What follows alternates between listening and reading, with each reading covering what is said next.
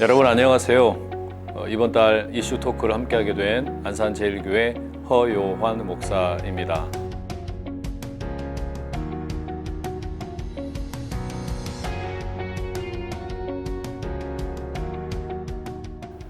오늘 저는 여러분과 함께 한국교회 온라인 사역에 대한 이야기를 잠깐 나누고 싶습니다. 한국교회는 물론 한국 사회를 포함해서 코로나와 함께 2년여의 시간을 보냈지요. 코로나 광풍과 함께 사회적 거리두기를 하게 되고 여러 가지 많은 변화들을 맞이하게 되었습니다. 교회는 현장 예배를 드릴 수 없어서 어쩔 수 없는 상황 가운데 온라인 예배를 드리게 되었습니다. 이와 같은 움직임 가운데 우리는 온라인 사역에 대한 관심을 많이 갖게 되었고 여러 가지 변화들을 맞이하게 되었습니다. 지난 2년여의 시간을 돌아보면서 한국 교회 온라인 사역이 어떠했는지 잠깐 생각을 해보면 좋겠습니다. 저는 3가지 정도 요약이 된다라고 생각을 하는데요. 첫 번째는 한국 교회 온라인 사역은 일종의 인기 경쟁처럼 보입니다. 더 많은 수의 구독자 그리고 조회수를 기록하는 것이 일종의 지상 과제가 된 것 같습니다. 이러다 보니까 빈익빈 부익부 현상이 나타나게 되죠. 대형 교회를 중심으로 여전한 어떤 온라인 사역에 커다란 영향을 끼치게 되고 그에 미치지 못하는 작은 교회들의 경우에는 상대적인 박탈감을 많이 호소하게 되었습니다. 이러한 모습이 과연 바람직한 것일까 또 생각을 하게 되고요.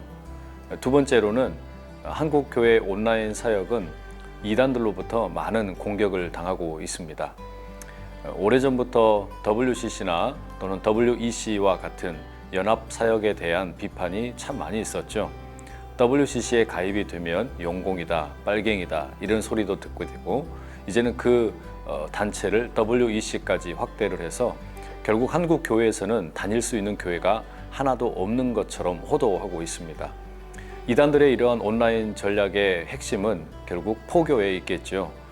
한국 기성교회는 모두 다 썩었고 우리가 진리이다 이런 어떤 메시지를 지속적으로 보내고 있습니다.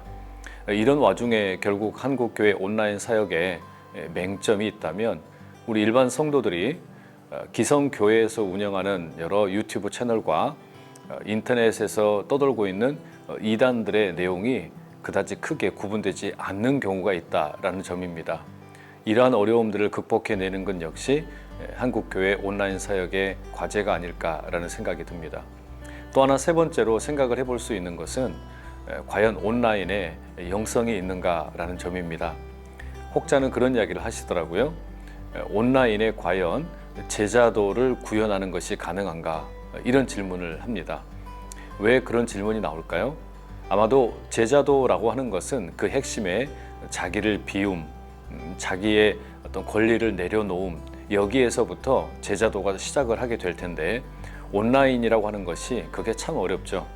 내가 영상을 시청하다가 마음에 들지 않으면 그냥 다른 것을 눌러버리면 됩니다. 터치 한 번으로 내가 모든 걸 주도할 수 있게 됩니다. 이러다 보니 하나님이 주도하시는 제자 훈련이라기보다는 내가 원하는 대로 소비자 중심적인 그런 어떤 소비가 일어나고 있는 게 온라인 사역의 현실이 아닌가라는 생각이 듭니다. 이런 우리의 어떤 지난날의 온라인 사역들을 돌아보면서 과연 우리는 그럼 어떤 온라인 사역을 준비해야 될까요? 요즘 우리는 메타버스와 같은 신생, 새로운 단어들을 접하기도 하고요. 과거에 유비쿼터스라는 말도 유행했었지만 이제는 메타버스라는 말로 대체되기도 하고 또 디지털 혁명 이런 이야기들도 많이 듣게 됩니다.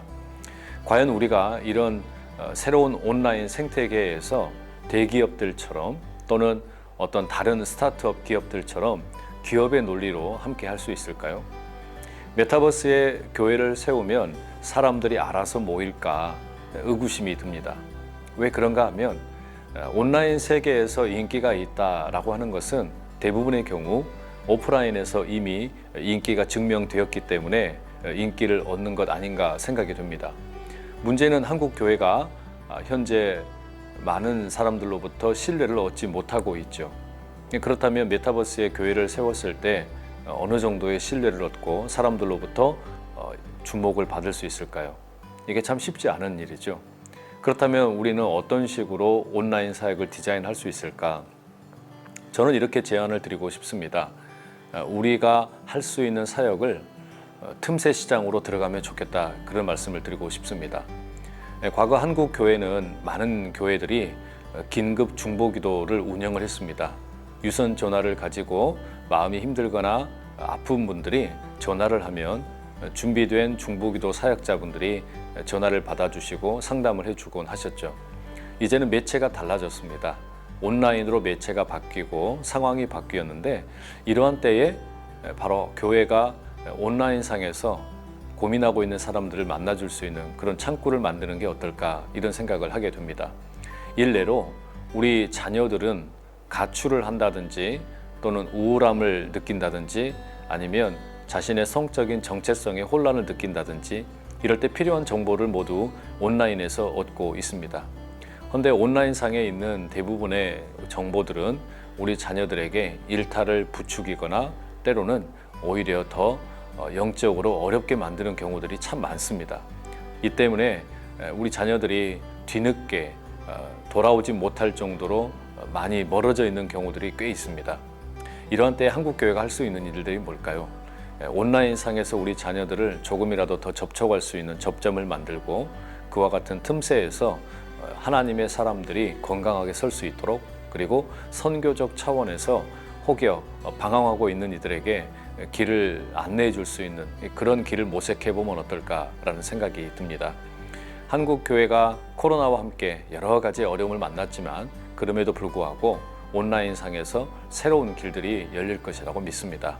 그 길을 함께 만들어 갈 수 있으면 참 좋겠습니다. 감사합니다.